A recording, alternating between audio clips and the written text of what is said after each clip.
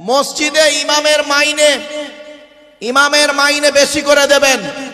যে মসজিদে ইমামের মাইনে কম, ওই মসজিদের মুসল্লিদের নামাজ আল্লাহর দরবারে কবুল হওয়া খুব মুশকিল আছে বলে যাচ্ছি। এ মুসলমানের বাচ্চা, এরা 1 কোটি টাকা খরচা করে মসজিদ তৈরি করে, আর ইমামের মাইনে দেওয়ার সময় 3000 টাকা দেয়। লজ্জা করে না? জাতির কলঙ্ক, সমাজের কলঙ্ক। এই কোরআনকে অবমাননা বেশি করেছে মুসলমানরা। এই মেয়ে ছেলেরা ভালো করে শুনে নাও, তোমরা কম বেইজ্জতি করুন।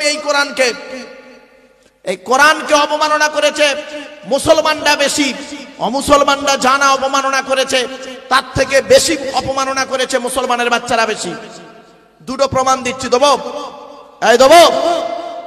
1 নাম্বার হলো কি, 1 নাম্বার কোরআন শরীফ যাদের বাড়িতে আছে সামসেটে রেখে দিয়েছে, আলমারির ভেতরে ঢুকিয়ে রেখেছে এই মেয়ে ছেলেগুলো।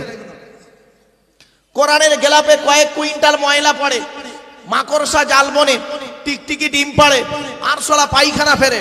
এরা বছরে একবার কোরআন শরীফটা পাড়ে শবে বরাতের রাতে, নইলে রোজার মাসে।